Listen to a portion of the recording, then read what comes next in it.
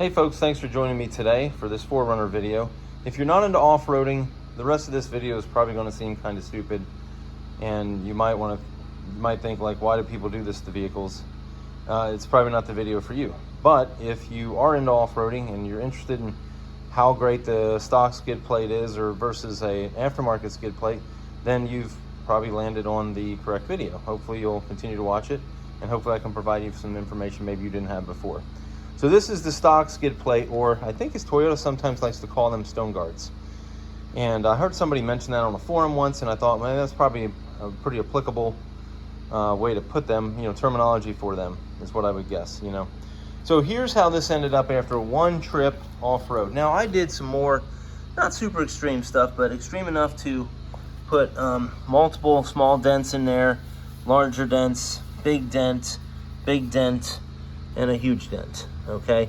Plus some more little dents, and you can see the scrapage, okay?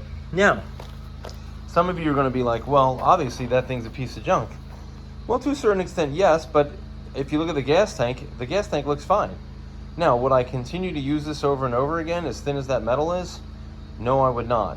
And that's why I got one of these Victory 4x4 skid plates. And I'll get into that in a minute. So this thing,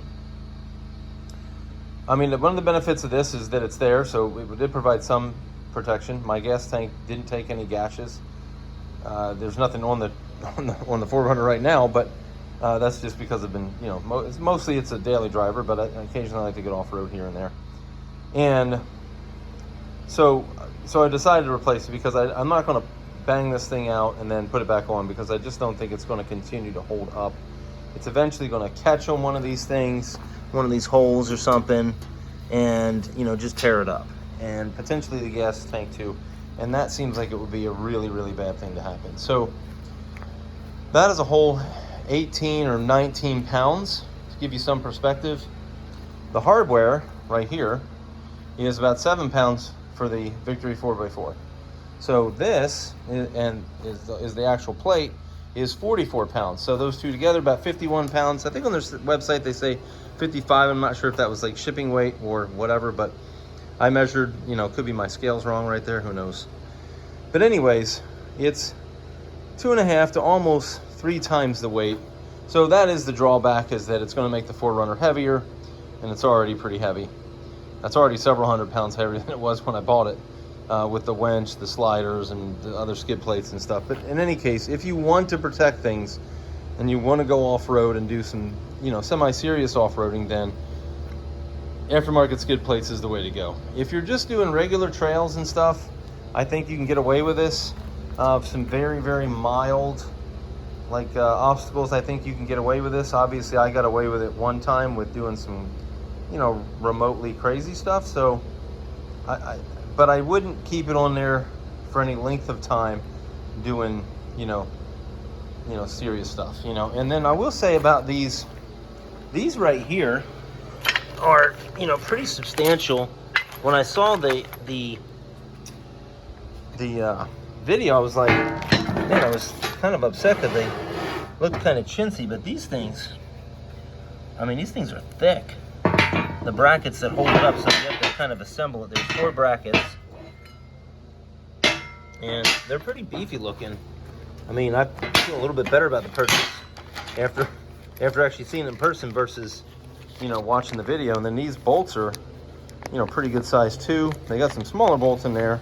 I think those might be the ones that attach it actually to the frame. So that's not super great, but I mean, that's what they can do with what Toyota has offered them, So these only have a couple holes in it right here. These are probably for the bolts, I would guess.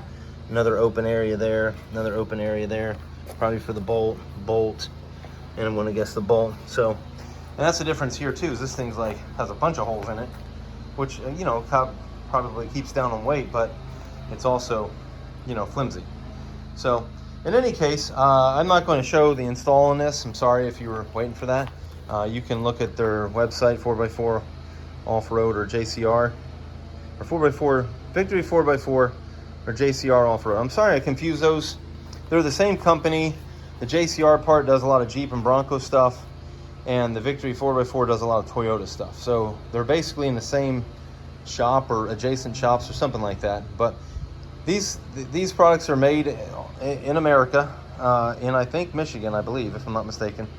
And I've gotten a number of other stuff from the Bronco that I had, and also from the for the 4Runner too. I did one of the skid plates for the differential, and then also the 4x4 bumper. As you can see, their little symbol on there.